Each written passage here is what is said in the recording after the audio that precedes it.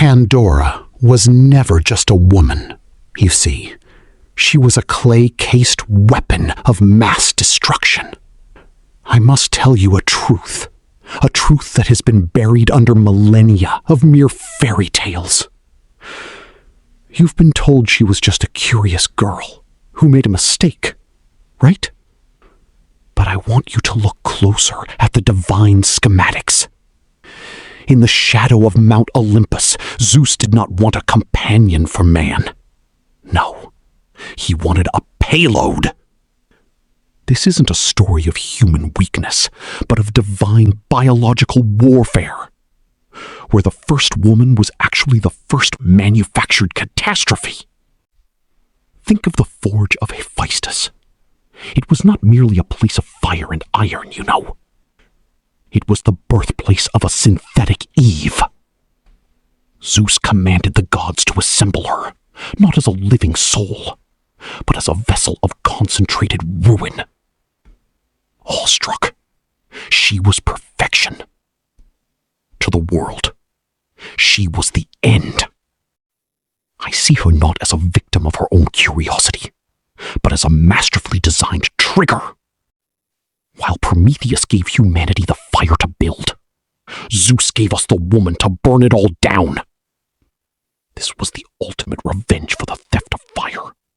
A beautiful breathing contagion, sent to infiltrate the very heart of our species. Prepare yourself, because the legend you think you know is actually nothing more than a cover story for the oldest war ever waged. This is the forgotten history of the synthetic Eve. To truly understand her, we must first look at her assembly. You see, this was not a birth. It was a clinical, calculated construction. Imagine the peak of Olympus not as a palace, but as a laboratory of divine spite. Zeus, fueled by a cold celestial rage against Prometheus for the theft of fire, did not seek a simple execution. No, he sought a contagion. He ordered Hephaestus, the master smith, to forge what the ancient texts call the beautiful evil. I see the gods lining up like technicians over a workbench, each uploading a specific lethal gift into this biological machine.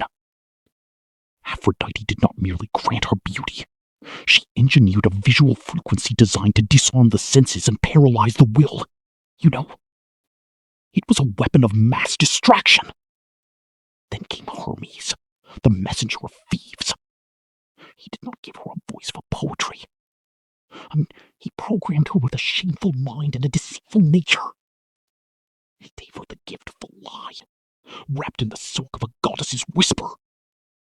She was the original Trojan horse, crafted not of timber and bronze, but of warm flesh and perfect clay. Pandora was a masterpiece of divine malice, designed to look exactly like the thing humanity would want to protect most. The gods were not creating a woman. You see, they were calibrating a trigger. But as the finishing touches were applied to her soul, Zeus added one final hidden directive. A compulsion so powerful it would override every instinct of self-preservation. A truly terrifying part. The gods knew exactly who would be the first to let her in. The trap was set. You see, the very moment Pandora was delivered to the threshold of Prometheus, the brother of the wise Prometheus, I see the warning signs ignored, as the one known for his afterthought was blinded by the sheer perfection of the machine standing before him.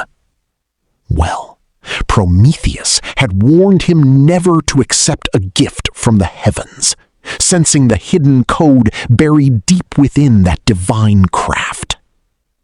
But Pandora? She was a masterclass in social engineering, right? She did not have to force her way into our world or break through the defenses of man. No, she was invited in with open arms, a celebrated prize for a world that thought it had finally earned the favor of the Olympians.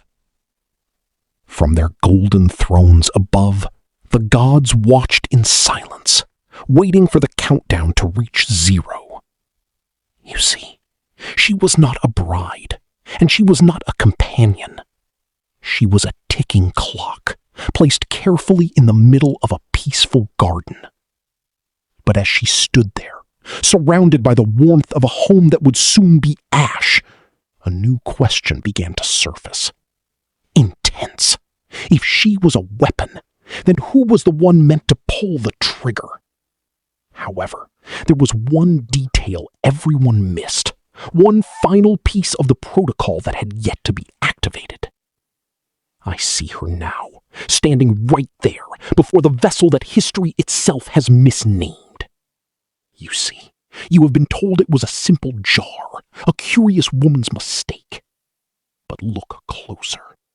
Dramatically, this was a pythos, a massive, immovable monolith of clay, usually meant for the storage of life-sustaining grain. Darkly, yet inside this one, there was no life. There was only the divine malware that Zeus had spent eons refining, right there in the dark forges of his mind.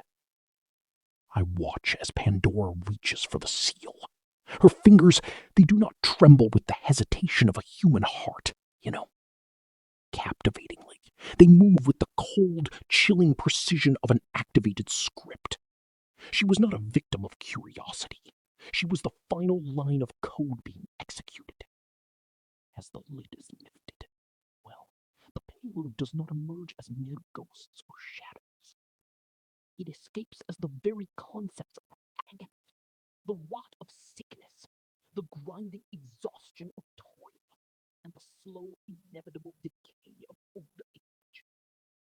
That heartbeat, I feel the atmosphere of the world shift. The air thickens, right? Growing heavy with the sudden, suffocating weight of mortality. The weapon had detonated, and the shockwave was a curse that would echo through the veins of every human yet to be born. But as the world began to darken, the most terrifying realization was not what had escaped. It was the one thing, the only thing, that Zeus had calculated to stay behind. Look at us now. You see, I look at the world through the lens of that first terrible strike. We are not merely the descendants of survivors. No, we are the biological hardware running the remnants of Pandora's upload. Every war that has scarred the earth, every plague that has swept through our cities, and every moment of ceaseless struggle, it's all just a glitch in the original design, right? I look at our history and I do not see progress. I see the long, agonizing decay of a divine software crash that we were never meant to survive. But we must address the most core element of the payload, the one thing that did not escape. I ask you to consider this. In this darker light, was hope truly a mercy? Or was it, the most sinister part of the weapon? If Pandora was a biological strike, then hope was the bait. It is the anesthetic that keeps us fighting a losing battle against the entropy the gods unleashed. With a trace of bitterness, it is the fuel that drives us to endure the unendurable, ensuring that the agony of the weapon never truly ends. It is the whisper that tells us to keep going even as the world falls apart, prolonging the very suffering the gods intended for us. We are her legacy. We are biological entities drifting through a world defined by a celestial malfunction. Awestruck, the gods who forged her have long since gone silent, retreating into the cold shadows of the cosmos, but their weapon is still active. It is written into the very marrow of our bones. Captivatingly, it is the ghost in our machine, the eternal flame that burns while everything else turns to ash. So, what do you think? Is hope our greatest strength, or is it the final, cruelest link in our chains? Let me know in the comments if you believe we can ever truly outrun the God's design. If you feel the echo of these ancient truths, well, subscribe to Mythic Echoes, and together we will continue to unearth the secrets they tried to bury. Until next time, remember, the gods may be gone, but the legacy of their shadows remains.